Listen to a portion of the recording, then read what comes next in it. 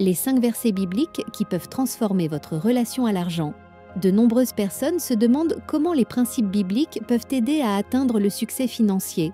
Contrairement aux idées reçues, la Bible ne condamne pas la richesse en soi, mais met en garde contre l'amour excessif de l'argent. Cette vidéo vous propose de découvrir 5 versets clés qui peuvent vous aider à aligner votre vision financière avec les enseignements de Dieu et à prospérer tout en restant fidèle à votre foi. Dépassez les idées reçues sur la richesse et la foi. Comprenez que la richesse n'est pas un mal en soi. Un malentendu courant est que l'argent est la source de tous les maux et que les chrétiens doivent de mener une vie modeste et détachée des biens matériels. Pourtant, la Bible nous enseigne que ce n'est pas l'argent en lui-même qui est mauvais, mais l'attachement excessif à celui-ci. Car l'amour de l'argent est la racine de tous les maux. 1 Timothée 6,10. L'argent peut être un formidable outil pour accomplir le bien, à condition qu'il soit géré avec sagesse et dans un esprit de service. 5 versets bibliques pour une vision saine de la prospérité. 1. L'obéissance et la bénédiction. Ésaïe 1,19. Si vous avez de la bonne volonté et si vous êtes docile, vous mangerez les meilleures productions du pays. Ésaïe 1,19. L'obéissance à Dieu est un élément clé du succès.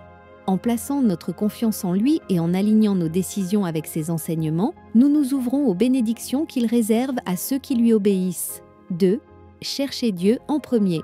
Cherchez d'abord le royaume et la justice de Dieu et tout cela vous sera donné en plus. Matthieu 6,33.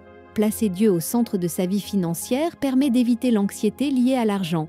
Quand on priorise notre relation avec lui, le reste suit naturellement. 3. Comprenez votre identité et votre but. L'Éternel m'a créé la première de ses œuvres, avant ses œuvres les plus anciennes. Proverbe 8,22. Se rappeler que nous avons été créés avec un but précis nous donne confiance pour avancer dans nos projets. La prospérité peut découler d'une meilleure compréhension de notre mission divine. 4. L'importance de la dîme. Toute dîme de la terre, soit des semences de la terre, soit du fruit des arbres, appartient à l'Éternel. C'est une chose consacrée à l'Éternel. Lévitique 27,30. Honore l'Éternel avec tes biens et avec les prémices de tout ton revenu. Proverbe 3,9. La dîme n'est pas une obligation, mais une façon de montrer notre confiance en Dieu. Ceux qui pratiquent la générosité de manière sincère constatent souvent des bénédictions financières et spirituelles inattendues. 5. Passez à l'action. Voyez, j'ai mis devant vous le pays. Allez, prenez possession du pays.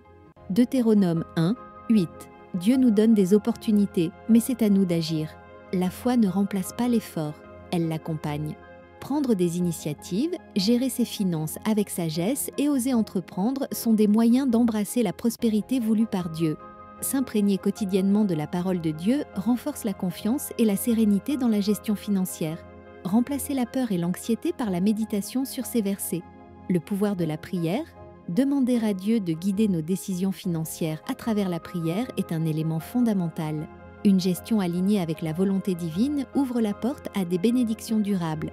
Pour conclure, les principes bibliques offrent des repères clairs pour gérer son argent de manière saine et alignée avec sa foi. En appliquant ces enseignements, non seulement vous pourrez atteindre la prospérité, mais vous serez aussi un canal de bénédiction pour les autres. Rappelez-vous que la richesse, lorsqu'elle est bien utilisée, peut être un puissant outil au service du bien.